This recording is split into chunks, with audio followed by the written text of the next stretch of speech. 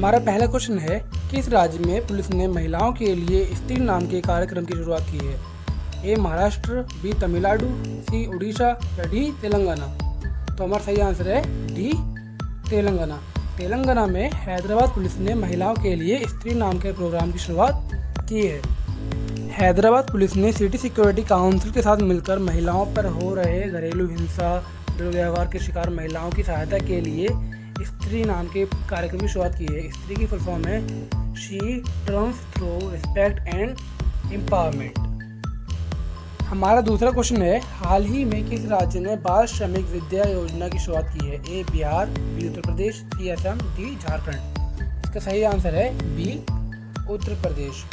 उत्तर प्रदेश में योगी आदित्यनाथ सरकार ने बाल श्रमिक विद्या योजना की शुरुआत की है। ये क्या है, इसके बारे में जान लेते हैं। देखिए, इस योजना के तहत उत्तर प्रदेश की सरकार है योगी आदित्यनाथ की, वे चयनित बालक और बालिकाओं को क्रमशः 1000 और 1200 रुपये मासिक वित्तीय सहायता देगी। उत्तर प्रदेश के सीएम हैं योगी आदित्यनाथ और गवर्नर हैं आनंदीबेन पटेल और कैपिटल है लखनऊ। चलिए देखते हैं हमारा तीसरा क्वेश्चन क्या है। भारत खाद्य निगम की स्थापना कब हुई? फूड कॉरपोरेशन ऑफ इंडिया की एस्टेब्लिशमेंट कब हुई? ए 1965, बी 1964, सी 1966 या डी 1963। इसका सही आंसर है ए 1965। चलिए फूड कॉरपोरेशन ऑफ इंडिया के बारे में जान लेते हैं। इसकी स्थापना हुई थी 1965 में। इसका मुख्यालय है नई दिल्ली में। संस्थापक भारत सरकार।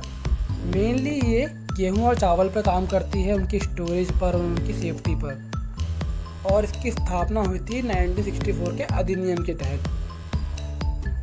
ये जो हमारा स्टोर्ड फूड होता है, इसी को सरकार सरकारी दुकानों पर सस्ते दाम में गरीबों के लिए उपलब्ध कराती है। तो आइए अब देखते हैं हमारा चौथा क्वेश्चन। हाल ही में सस्टेनेबल गैस्ट्रोनॉमी डे कब मनाया गया? ए 15 जून, बी 17 जून, सी 18 जून और डी 19 जून।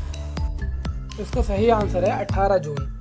तो जान लीजिए सस्टेनेबल गैस्ट्रोनॉमी डे क्या होता है। गैस्ट्रोनॉमी वर्ड का मतलब होता है कुकिंग आर्ट। कुकिंग आर्ट होता है गैस्ट्रोनॉमी वर्ड का मतलब। तो सस्टेनेबल गैस्ट्रोनॉमी क्या है?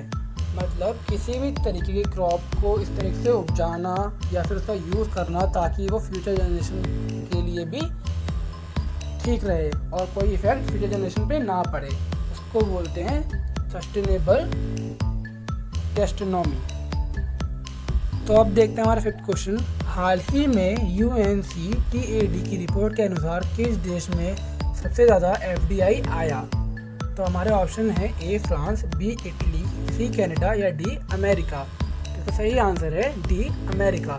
तो ये क्या है, UNCTAD क्या है? United nation conference on trade and development. तो देखिए, इसकी स्थापना हुई थी 1964 में। इसका मुख्यालय है जेनेवा, स्विट्जरलैंड और अध्यक्ष हैं मुकीशा कितूनिया। सो फॉरेन डायरेक्ट इन्वेस्टमेंट में अमेरिका टॉप पर है और भारत की रैंक है 9। तो आइए अब बात करते हैं हमारे छठे क्वेश्चन की। देखिए, हाल ही में भारत और चीन के सैनिकों के बीच किस घाटी में हिंसक झड़प हुई थी?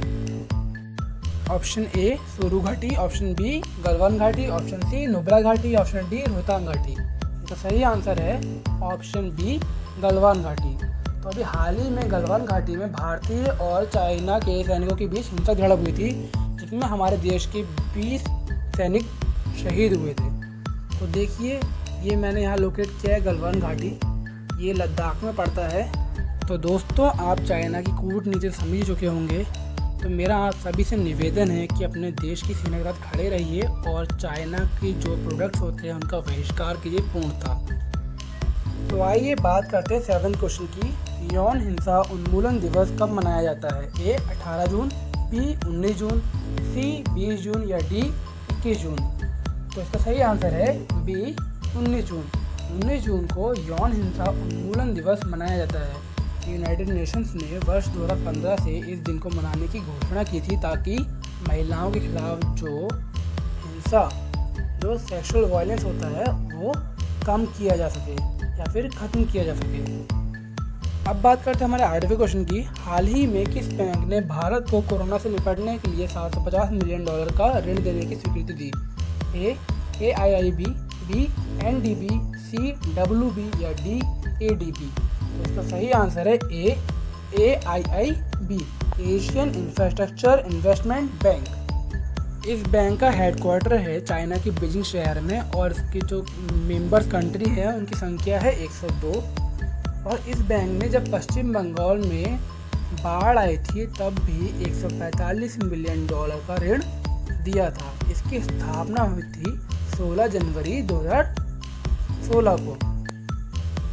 चलिए दोस्तों, अब बात करते हैं हमारे 9th क्वेश्चन की। हमारा 9th क्वेश्चन है, किस बैंक ने अपनी लोन प्रक्रिया को पूरी तरह डिजिटल कर दिया है? A bank of Baroda, B state bank of India, C Punjab national bank या फिर डी एक्सिस बैंक? तो सही आंसर है ए बैंक ऑफ बड़ौदा।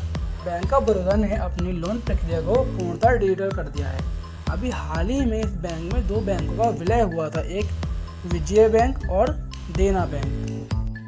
तो इस बैंक की स्थापना हुई थी 20 जुलाई 1908 को बड़ौदा में और इसका हेडक्वार्टर है अलकापुरी बड़ौदा में। इसके फाउंडर हैं सयाजी राव गायकवाड़।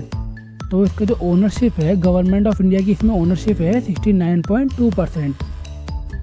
चलिए बात करते हैं हमारे आखिरी क्वेश्चन की। हाल ही में संयुक्त राष्ट्र सुरक्षा परिषद में भारत कौन सी बार चुना गया है? ए 5th, बी 9th, सी 6th या फिर डी 8th? तो सही आंसर है डी 8th।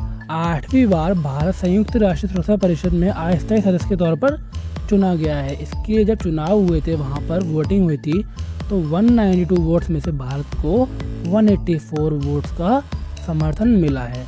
अब भारत 2021 में 15 देशों की अध्यक्षता करेगा। दोस्तों, संयुक्त राष्ट्रीय सुरक्षा परिषद संयुक्त राष्ट्र का ही एक अंग है।